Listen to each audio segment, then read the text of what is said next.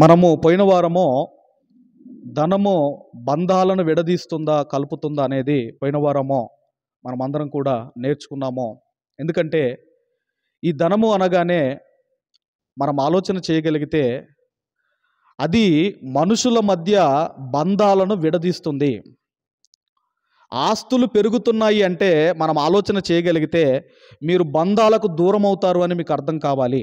కాబట్టి స్నేహితుల మధ్య చిచ్చు పెట్టేది, అన్నదమ్ముల మధ్య గొడవలు తీసుకొని వచ్చేది, ఇదిగోనండి మనిషికి మనశ్శాంతి లేకుండా కంటి నిండా నిద్ర లేకుండా చేసేది ఏంటంటే ఈ ధనము.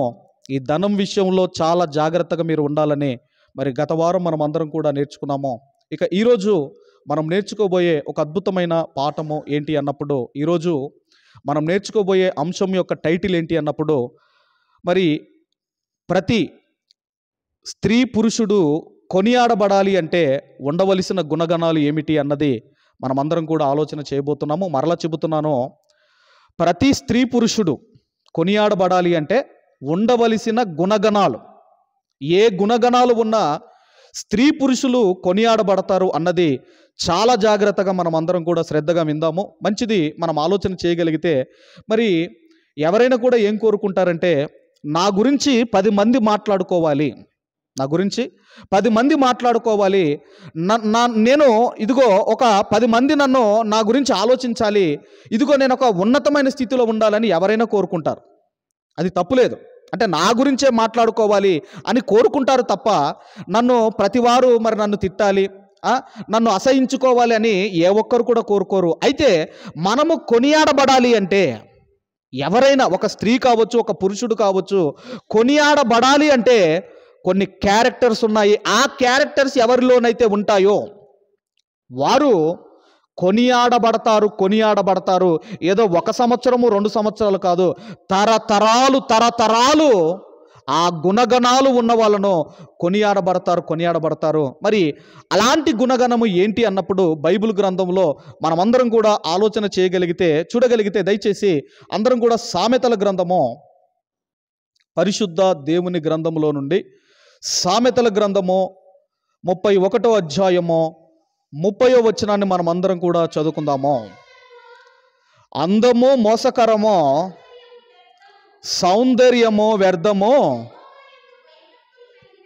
యెహోవా యందు భయభక్తులు కలిగిన స్త్రీ కొనియాడబడును. అంటే ఒక స్త్రీ కావచ్చు, ఒక పురుషుడు కావచ్చు, కొనియాడబడాలి అంటే దేవుడు అంటున్నాడు భయభక్తులు ఉండాలి అంటున్నాడు. అంటే ఎవరిలోనైతే భయము భక్తి ఉంటుందో ఇదిగోనండి ఆ స్త్రీ కావచ్చు, పురుషుడు కావచ్చు, కొనియాడబడతాడు. తరతరాలు కొనియాడబడతారు. ఈ భయములో కూడా మరి దీన్ని మనం విడదీద్దాము. భయము ఉండాలి ప్లస్ భక్తి ఉండాలి, రెండు వేరు. భయం ఉండాలి, భక్తి ఉండాలి, రెండు ఉండాలి. భయం ఒకటి ఉంటేనే సరిపోదు, భక్తి ఒకటి ఉంటేనే సరిపోదు. భయము భక్తి అన్నాడు. భయము ఉండాలి, భక్తి ఉండాలి. అప్పుడు వారు కొనియాడబడతారు. అయితే ఈ రెండు మనం విడదీయగలిగితే ముందుగా భయం అంటున్నాడు, భయము భక్తి ఉండాలి అంటున్నాడు. ముందుగా భయం గురించి మనం ఆలోచిద్దాము. ఈ భయము 2 రకాలుగా ఉంది. భయము 2 రకాలుగా ఉంది. దేవుడే అన్నాడు, ఏమన్నాడు అంటే బైబిల్ గ్రంథంలో భయపడకుడి అన్నాడు. ఏమన్నాడండి? మరి బైబిల్ స్కాలర్స్ అంటారు, ఏమంటారంటే బైబిల్లో 365 సార్లు మీరు భయపడకండి అని రాయబడి ఉందట. ఎన్నిసార్లు అమ్మా? 365 సార్లు. ఎందుకు 365 సార్లు? సంవత్సరానికి ఎన్ని రోజులండి? 1 ఇయర్కి 365 డేస్. ఈ 365 టైమ్స్ బైబిల్ గ్రంథంలో భయపడకండి డోంట్ ఫియర్ అని 365 సార్లు ఉందండి. అన్న దేవుడే, భయపడొద్దు అన్న దేవుడే ఇర్మియా గ్రంథంలో ఏమంటున్నాడో మీరు చూడగలిగితే, ఇర్మియా గ్రంథం 5వ అధ్యాయం 22వ వచనాన్ని మనం చదువుకుందాము. ఇర్మియా గ్రంథము 5వ అధ్యాయము 22వ వచనాన్ని దయచేసి అందరం చదువుకుందాం.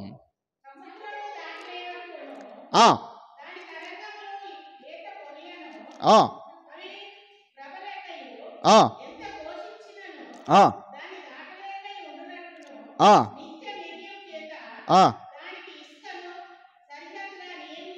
ఆ. నాకు మీరు భయపడరా? నాకు మీరు భయపడరా? భయపడవద్దు అన్న దేవుడే అంటున్నాడు. మళ్ళీ ఏమంటున్నాడు అంటే నాకు మీరు భయపడరా, భయపడరా. అందుకేనండి ఈ భయాన్ని మెడికల్ లాంగ్వేజ్లో ఏమంటారంటే, మెడిసిన్లో ఏమంటారంటే దీన్ని ఫోబియా అంటారు. దీన్ని ఏమంటారమ్మా? ఫోబియా అంటారు. ఎలాంటి భయాలు ఉన్నాయంటే, కొంతమందికి కుక్కలంటే భయం, కొంతమందికి కొంతమందికి బ్లడ్ అంటే భయం, బ్లడ్ చూస్తే భయపడతారు. కొంతమందికి చీకటి అంటే భయము, కొంతమందికి నీళ్ళంటే భయం. ఇలా రకరకాల భయాలకు రకరకాల పేర్లు ఉన్నాయండి.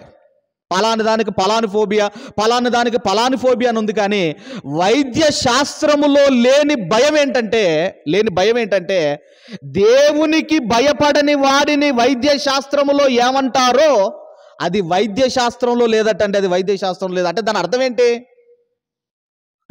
ఏంటి అంటే దేవునికి భయపడేవాడు లేడు అని, దేవునికి భయపడేవాడు లేడు. అందుకే వైద్య శాస్త్రంలో దేవునికి భయపడని వాడిని ఏమంటారో లేదండి. అందుకే అంటున్నాడు, మనం ఆలోచన చేయగలిగితే సముద్రానికి ఇసుకను అడ్డుగా వేసిన నాకు మీరు భయపడరా? అసలు ఎప్పుడైనా మీరు, ఇప్పుడు నీళ్ళు ఉన్నాయమ్మా మన ఇంటికాడ, ఏదైనా మరి వర్షాలు విపరీతంగా వచ్చినప్పుడు వాటర్ స్టోర్ అవుతాయి. అప్పుడు మీరు ఇసుకనేసి చూడండి, ఆగుతుందమ్మా? ఇసుక ఆగుతుందమ్మా? ఇసుకతో నీళ్లను మనం ఆపగలమా? కానీ దేవుడు అంటున్నాడు, ఏమంటున్నాడు అంటే సముద్రానికి ఇసుకను అడ్డుగా వేసిన నాకు మీరు భయపడరా అంటే అన్నింటికి భయపడుతున్నాడు మనిషి. ఒక తేలుకు భయపడతాడు, ఒక పాముకు భయపడతాడు, దోమలకు భయపడతాడు, చీమలకు భయపడతాడు, కానీ దేవునికి భయపడటం లేదు. అందుకే అంటున్నాడు, ఇసుకను సరిహద్దుగా నియమించిన నాకు మీరు భయపడవద్దు అన్న దేవుడే మళ్ళీ అంటున్నారు నాకు మీరు భయపడరా అంటున్నాడు. మళ్ళీ భయాల్లో కూడానండి మంచి భయం ఉంది. భయాల్లో కూడా ఏ భయం ఉందమ్మా? మంచి భయం అంటే ఏంటంటే, ఇదిగో మనము పాపము చెయ్యకుండా మనం పరిగెత్తుతాం కదా, పాపము చెయ్యకుండా మనము భయపడుతున్నాము అంటే అది ఏ భయం అంటే అది మంచి భయము, అది నీకు అవసరమైన భయము. దేవుని భయం మనకు ఎందుకు ఉండాలి అంటే, దేవుని భయం మీకుంటే పాపములో మీరు పడరు. దేవుని భయం మీకుంటే పాపానికి దూరముగా పరిగెత్తుతారు.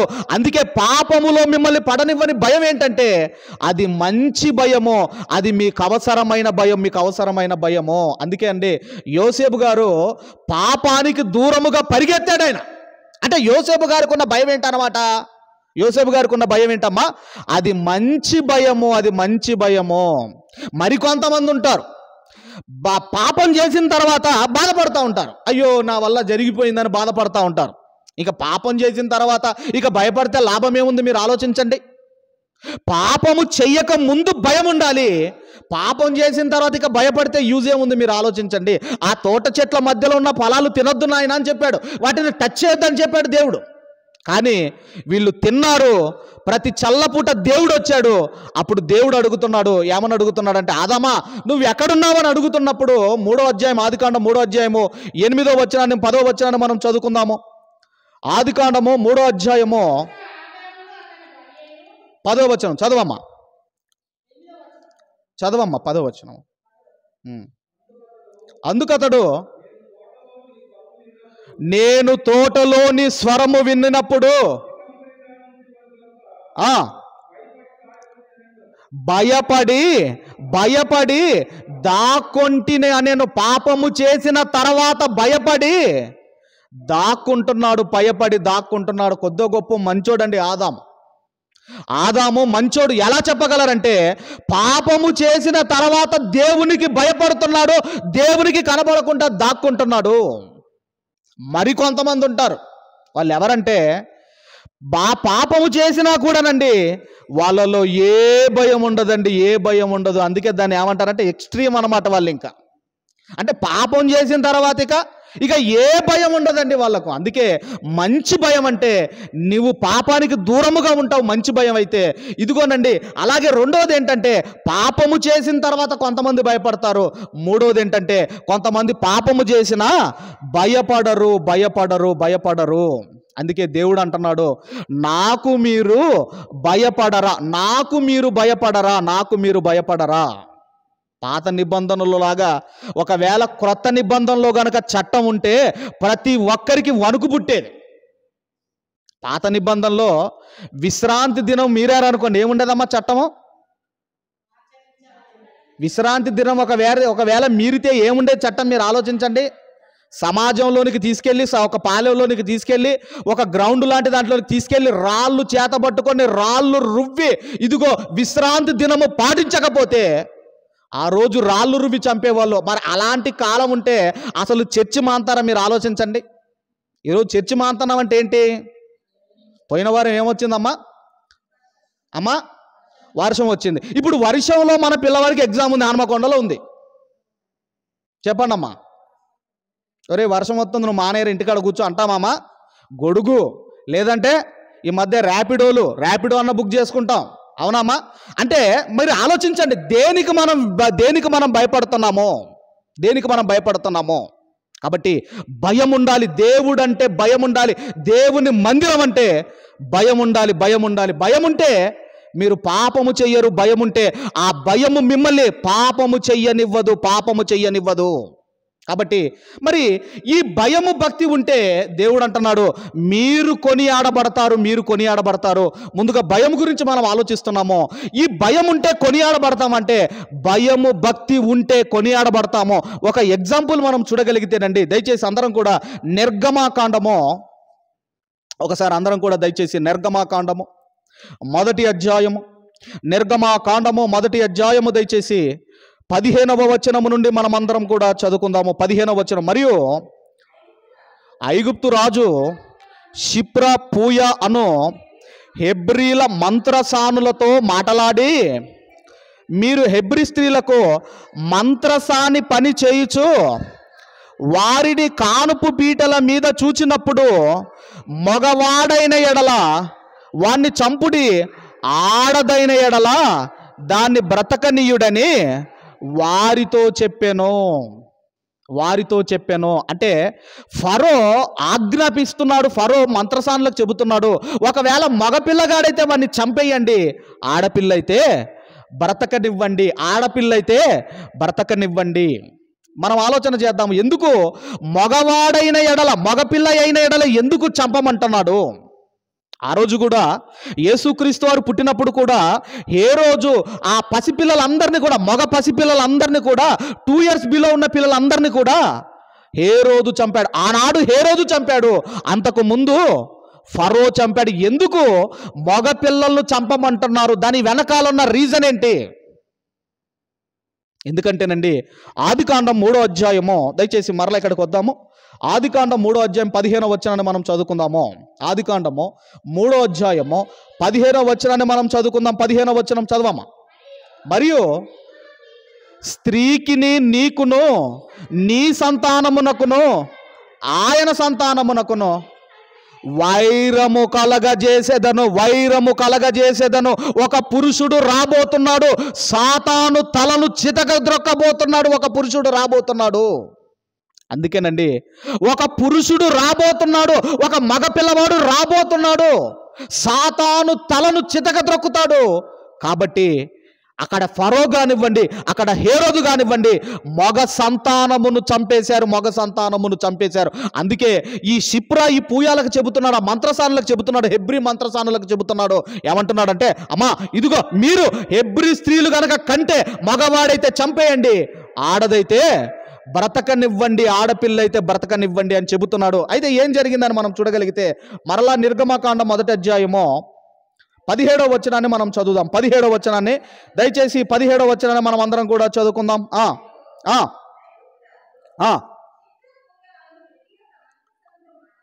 17. అయితే మంత్రసానులు దేవునికి భయపడి ఐగుప్తు రాజు తమకు ఆజ్ఞాపించున్నట్లు చేయక మృగపిల్లలను బ్రతకనివ్వగా. దయచేసి జాగ్రత్తగా వినండి, ఏమంటున్నాడండి? ఏం చేశారు వాళ్ళు ఏం చేశారట? అయితే మంత్రసానులు దేవునికి భయపడి. ఎవరికి భయపడ్డారట వీళ్ళు? ఎవరికి భయపడ్డారట? దేవునికి భయపడి. ఎందుకంటేనండి, ఎవరితోనైనా పెట్టుకోవచ్చు కానీ రాజుతో పెట్టుకోగలమా? ఒకవేళ రాజుకు గనక తెలిస్తే మాకు ప్రాణాపాయం ఉంటుంది, ఒకవేళ రాజుకు గనక తెలిస్తే భవిష్యత్తులో మాకు నష్టం జరుగుతుంది అని ఆలోచించలేదండి వాళ్ళు. మా ప్రాణం పోయినా పర్వాలేదు, ఫ్యూచర్లో మాకు నష్టం కలిగినా పర్వాలేదు అని వాళ్ళు రాజాజ్ఞకు భయపడలేదు. కానీ ఇదిగోనండి, దేవునికి భయపడ్డారు, దేవునికి భయపడ్డారు, దేవునికి భయపడ్డారు. మా ప్రాణం పోయినా పర్వాలేదు, ఎందుకంటే మగపిల్లలు బ్రతకాలి అని మగపిల్లలను బ్రతకనిచ్చారు. అప్పుడు మరి మరుగైనది ఏది కూడా దాచబడి ఉండదు కదండి, ఏదైనా తెలిసిపోతుంది కదా. ఆ విషయం కాస్త రాజుకు తెలిసింది. ఇప్పుడు రాజుకు తెలిసిన తర్వాత వాళ్ళను పిలిపించి ఇప్పుడు ఏమంటున్నాడో మీరు చూడగలిగితే, ఐగుప్తు రాజు ఆ మంత్రసానులను పిలిపించి, మీరెందుకు మగపిల్లలను బ్రతకనిచ్చితిరి, మీరు ఎలా చేసితిరని అడిగాను. అందుకు మంత్రసానులు, హెబ్రీ స్త్రీలు ఐగుప్తు స్త్రీల వంటి వారు కారు, వారు చురుకైన వారు అని ఈ మాటలు ఎవరితో చెబుతున్నారమ్మా? ఎవరితో చెబుతున్నారమ్మా? అయ్యా, మీ ఐగుప్తు స్త్రీలు ఉన్నారే, మీలాంటి సోమరులు కాదు ఐగుప్తు స్త్రీలు, ఈ హెబ్రీ స్త్రీలు మీలాంటి ఐగుప్తు స్త్రీల వంటి వారు కాదు. వారు ఎలాంటి వారంటే వారు చురుకైన వారు. అందుకే కొంతమంది చూడండి, ఎప్పుడు డల్గా ఉంటారండి, చురుకుదనం ఉండదు, ఎప్పుడు ఏదో పోగొట్టుకున్నట్టుగా డల్లుగా ఎలాగుంటారంటే సోమరులాగా ఉంటారు. అందుకేనండి యాక్టివ్గా ఉండాలి ఎప్పుడు కూడా. అందుకే ఏమన్నాడు సామెతల గ్రంథంలో, చురుకుగా ఉండుట గొప్ప భాగ్యం అన్నాడు. ఎంత తినండి డల్గా ఉంటారండి, ఏదో పోగొట్టుకున్నట్టుగా. అందుకే ఎప్పుడు యాక్టివ్గా ఉండండి, చురుకుగా ఉండుట గొప్ప భాగ్యము అన్నాడు. ఇప్పుడు ఐగుప్తు స్త్రీలు కూడా ఎలాంటి వారటండి? హెబ్రీ స్త్రీలు చురుకైన వారు. కొంతమంది చూడండి, ఉదయం లేవగానే చకచక పనులు చేసుకుంటారు.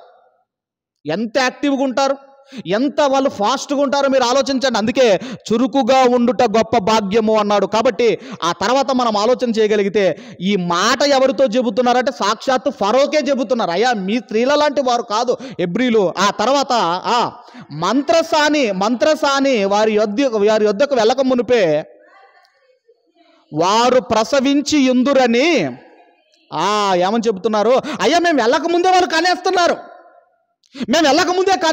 అని చెబుతున్నారు. ఇక్కడ మనం ఆలోచన చేయగలిగితే దేవునికి భయపడ్డారు, ఫరోకు భయపడలేదు. అందుకేనండి మీరు మీరు ఆలోచించాలి. యెహోవా యందు భయభక్తులు కలిగిన స్త్రీ కావచ్చు, పురుషుడు కావచ్చు, కొనియాడబడతాడు దేవునికి భయపడినందుకు. ఇప్పుడు దేవుడు ఏం చేస్తున్నాడో మీరు చూడగలిగితే 20-21 వచనం కూడా మనం చదువుకుందాము. దేవుడు ఆ మంత్రసానులకు మేలు చేసెను, ఆ జనము విస్తరించి మిక్కిలి ప్రబలెను. ఆ మంత్రసానులు దేవునికి భయపడినందున ఆయన వారికి వంశాభివృద్ధి కలగజేసెను. అంటే దేవునికి భయపడినందున దేవుడు వారి యొక్క వంశమును అభివృద్ధి చేశాడు. ఎవరైనా కూడా ఏమనుకుంటారండి? మా వంశము తరతరాలు ఉండాలనుకుంటారు.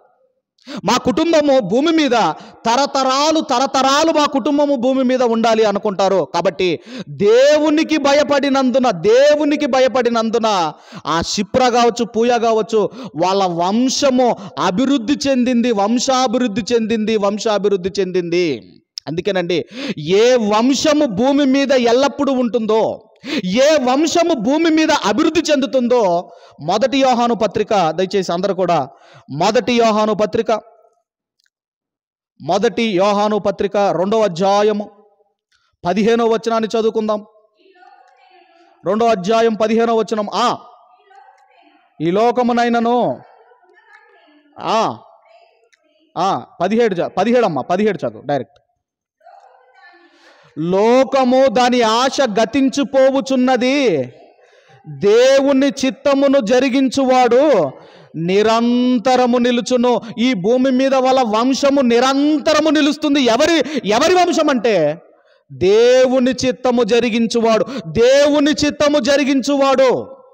కాబట్టి మనం ఆలోచన చేయగలిగితే ఎవరయ్యా భూమి మీద ఇదిగో నిరంతరము వాళ్ళ కుటుంబం ఉంటుంది, వాళ్ళ వంశం ఉంటుంది అంటే దేవుని చిత్తము జరిగించేవాడు. దేవుని చిత్తము జరిగించేవాడు వంశాభివృద్ధి పొందటమే కాదండి, దేవుని చిత్తము జరిగించేవాడికి మరొక మేలేంటంటే మత్తయి సువార్త 7వ అధ్యాయము, మత్తయి సువార్త 7వ అధ్యాయము,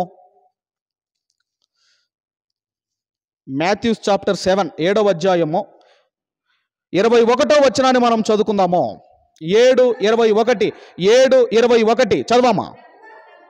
ప్రభువా ప్రభువా అని నన్ను పిలుచు ప్రతివాడు పరలోక రాజ్యములో ప్రవేశింపడు గాని పరలోకమందున్న నా తండ్రి చిత్తము చొప్పున చేయువాడే ప్రవేశించును.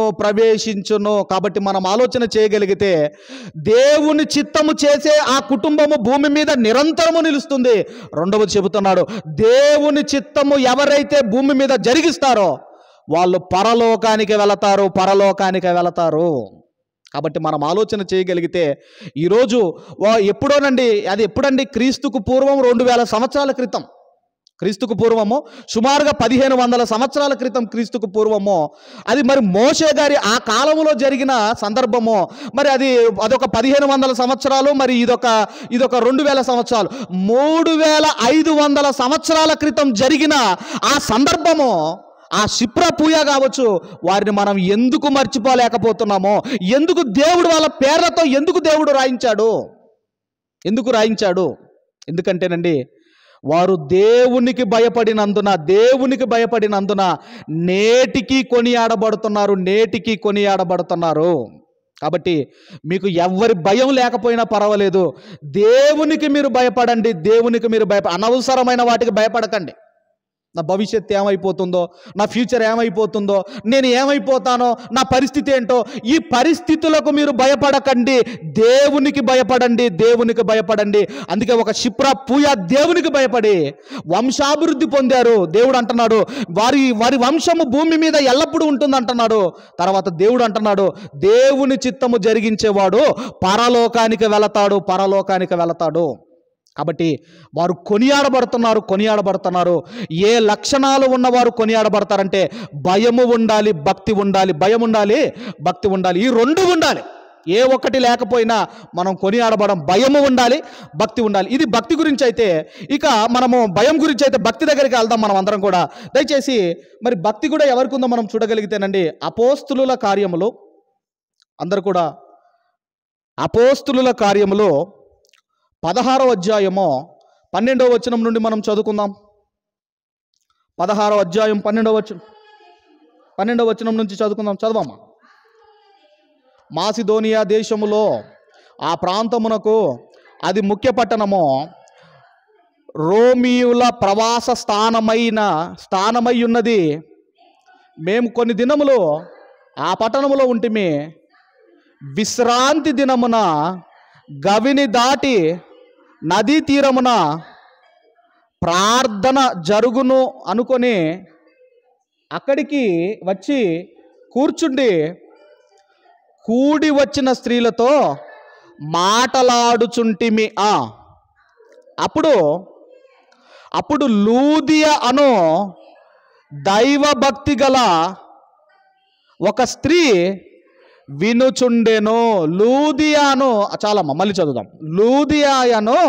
లూదియాను దైవభక్తి కలిగిన స్త్రీ. ఇంతకుముందు శిప్రా పూయాలు వాళ్ళలో ఏముందమ్మా క్యారెక్టర్? వాళ్ళలో దేవునికి భయపడ్డారు.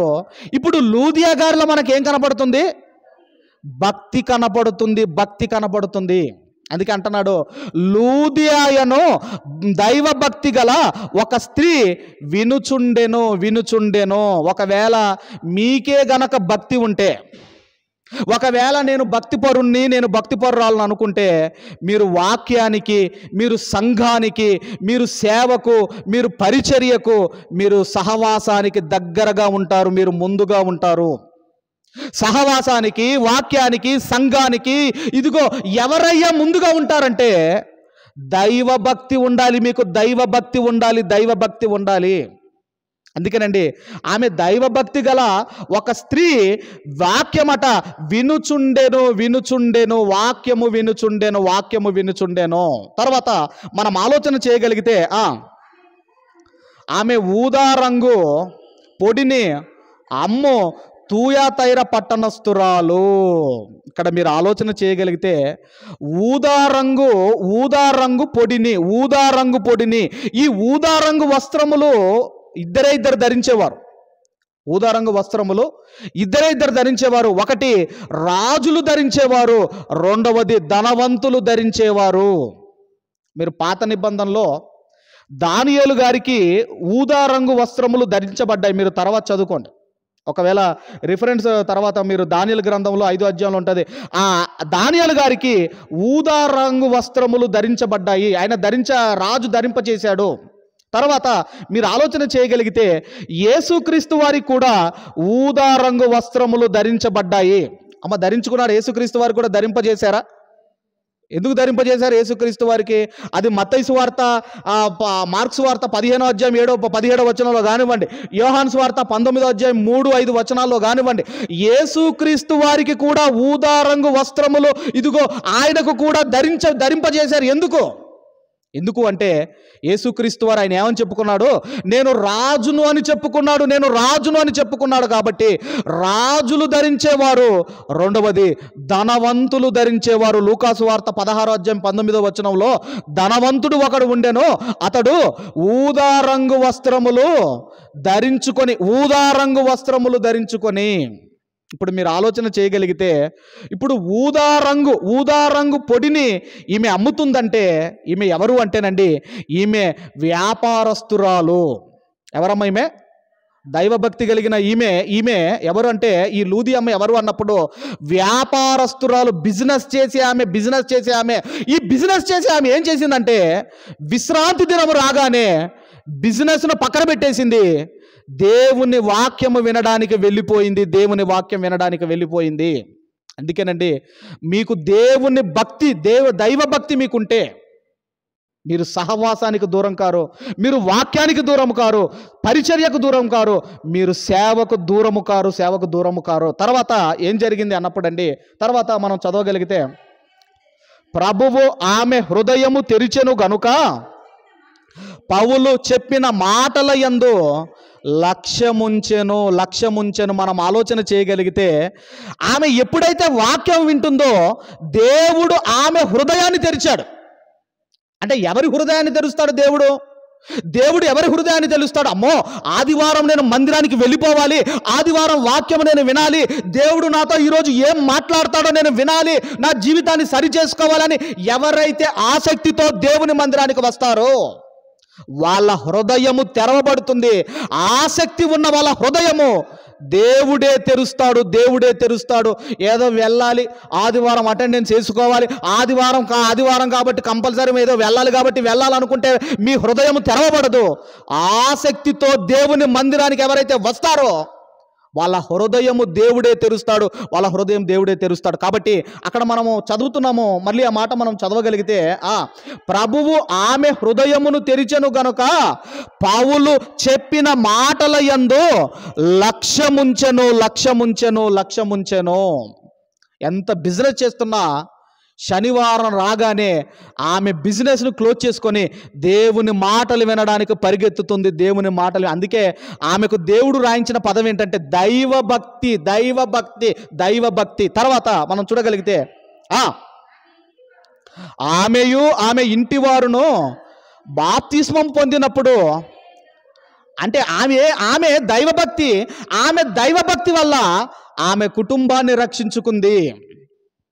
ఆమె కుటుంబాన్ని ఎవరు రక్షించుకున్నారమ్మా? ఒక దైవభక్తి కలిగిన స్త్రీ లూదియా గారు తన కుటుంబాన్ని రక్షించుకుని ఆమె ఏమంటుందంటే ఆమె నేను ప్రభువునందు విశ్వాసము గల దానినని మీరు ఎంచితే నా ఇంటికి వచ్చి ఉండుడని వేడుకొని మమ్మును బలవంతము చేశాను. పౌలు గారిని వేడుకుంటుంది, అయ్యా ఒకవేళ నేను దైవభక్తి కలిగిన దాన్ని, విశ్వాసము కలిగిన దాన్ని అని ఒకవేళ మీకు అర్థమైతే మా ఇంటికి రండి, ఎనీ టైం మా ఇంటికి రండి, ఎనీ టైం మా ఇంటికి రండి, ఎనీ టైం మా ఇంటికి రండి. అందుకేనండి పౌలు శిల జైలుకు వెళతారు. జైలుకు వెళ్ళిన తర్వాత వాళ్ళు రిలీజ్ అవుతారు. రిలీజ్ అయిన తర్వాత ఎవరింటికి వెళ్ళారో మీరు చూడగలిగితే అదే అధ్యాయము 40వ వచనాన్ని మనం చదువుకుందాం. అదే అధ్యాయం 40వ వచనాన్ని మనం చదువుకుందాం.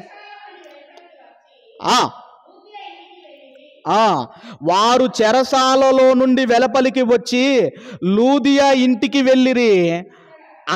అక్కడి సహోదరులను చూచి ఆదరించి బయలుదేరిపోయిరి.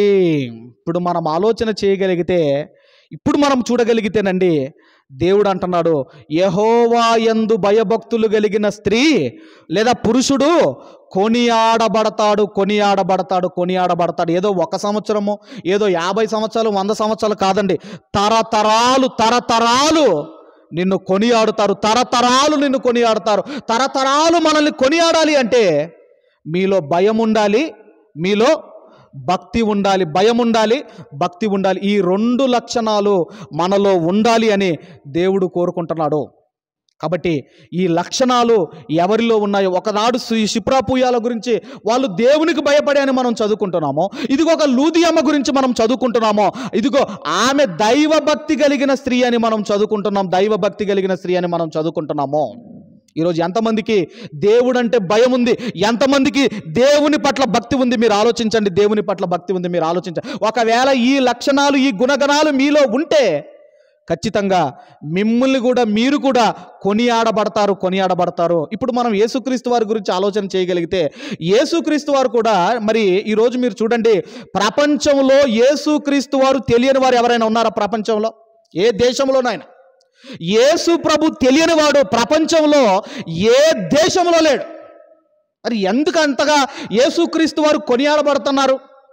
ఎందుకు కొనియాడబడుతున్నారు అంటే, హెబ్రీలకు రాసిన పత్రిక, దయచేసి అందరూ కూడా హెబ్రీలకు రాసిన పత్రిక 5వ అధ్యాయము 7వ వచనాన్ని మనం చదువుకుందాం. యేసుక్రీస్తు వారు శరీరధారి అయి ఉన్న దినములలో మహారోదనముతోనూ కన్నీళ్లతోనూ తన్ను మరణము నుండి రక్షింపగలవానికి ప్రార్థనలను యాచనలను సమర్పించి భయభక్తులు కలిగి ఉన్నందున ఆయన అంగీకరింపబడెను. భయభక్తులు యేసుక్రీస్తు వారు కూడా భయభక్తులు ఉన్నాయంటే, యేసుక్రీస్తు వారికి కూడా భయం ఉంది, భక్తి ఉంది. భయం ఉంది, భక్తి ఉంది. మరి ఆయన ఏమైనా పాపం చేశాడా? యేసుక్రీస్తు వారు ఏమైనా పాపం చేశాడా? మరి ఏ పాపము చేయని ఆయనకే అంత భయం, అంత భక్తి ఉంటే, ఏదో చిన్న చిన్నవి చేసే మనకి ఎంత భయం ఉండాలి, ఎంత భక్తి ఉండాలి? మీరు ఆలోచించండి. అందుకేనండి ఆయన ఈ లక్షణాలు ఉన్నందుకు ఆయన క్వాలిఫై అయ్యాడట. ఆయన క్వాలిఫై అయ్యాడు. అందుకే అంటున్నాడు, భయము భక్తి కలిగి ఉన్నందున ఆయన అంగీకరించబడెను. ఏ పాపము చెయ్యని ఆయనే దేవునికి భయపడి, దేవునికి భక్తి ఉంటే, మరి ఏదో ఒక పాపం చేసే మన జీవితాల్లో మనకెంత భయం ఉండాలి, మనకెంత భక్తి ఉండాలి? మీరు ఆలోచించండి. అందుకేనండి యెహోవా యందు భయభక్తులు కలిగిన వారు కొనియాడబడతారు. వాళ్ళు స్త్రీలు కావచ్చు, పురుషులు కావచ్చు, కొనియాడబడతారు. అందుకే యోసేపు గారు ఒక మాట అంటారమ్మా. యోసేపు గారు ఏమంటారు అంటే ఆయన పాపం చేయలేదు. మరి ఆయన కూడా మనం ఆలోచన చేయగలిగితే ఆయన కూడా పారిపోయాడు. దేవుని ఎదుట ఇంత ఘాతకానికి నేను ఎలా ఒడిగడతానని ఆయన పారిపోయిన తర్వాత, ఆ తర్వాత ఈ అన్నదమ్ములు వస్తారు, వీళ్ళందరూ వచ్చిన తర్వాత ఒక మాట అంటున్నాడు. చివరిగా చూసుకొని మనం ముగించుకుందాం దయచేసి. ఆదికాండం 42వ అధ్యాయము 18వ వచనాన్ని చదువుకొని ముగించుకుందాము. ఆదికాండము 42వ అధ్యాయము 18వ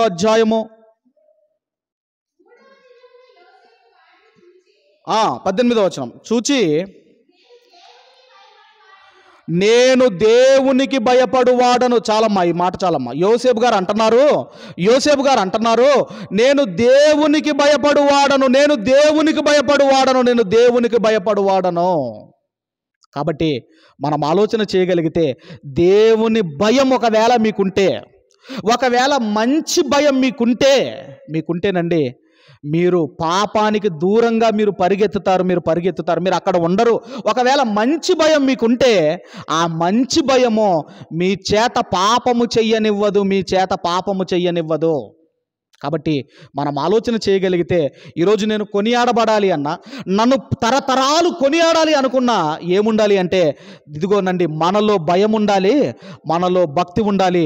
అది ఒకప్పుడు మనం పాత నిబంధనలో మనం చూసుకుంటున్నామో, క్రొత్త నిబంధనలో మనం చూసుకుంటున్నామో. కాబట్టి మనము కొనియాడబడాలి అంటే భయముతో బ్రతకండి, భక్తితో బ్రతకండి. మీరు లోకంలో ఎవ్వరికి భయపడకపోయినా పర్వాలేదు, కానీ దేవునికి భయపడండి. ఎంత భయపడమన్నమాట అన్నాడంటే, యేసుక్రీస్తు వారు అన్నారు, మిక్కిలి భయపడండి అన్నాడు. ఏమన్నాడమ్మా? మిక్కిలి భయపడండి. ఆయనకు మిక్కిలి భయపడండి అంటే మనం ఆలోచించండి, దేవునికి మనం భయపడితే ఆ రోజు వాళ్ళ సంతాన అభివృద్ధి పొందింది, వాళ్ళు భూమి మీద వాళ్ళు నిరంతరం నిలుస్తారని ఉంది, వాళ్ళు పరలోకం చేరుకుంటారని ఉంది. దైవ భక్తి ఉంటే మీ కుటుంబాన్ని మీరు రక్షించుకుంటారు, మీ కుటుంబాన్ని మీరు కాపాడుకుంటారు. దానికి ఎగ్జాంపుల్ మనకు లూదియా గారు కనపడుతున్నారు. కాబట్టి మనము కూడా మన జీవితంలో ఏదో అందరిలాగా బ్రతికాము, అందరిలాగా మనం కూడా ఉన్నాం అన్నట్టు కాకుండా, ఇదిగోనండి, ఒక చరిత్ర సృష్టించే విధంగా మన బ్రతుకు ఉండాలి అంటే నిజమైన భయము, నిజమైన భక్తితో మీరు బ్రతకండి, మీరు కొనియాడబడతారు.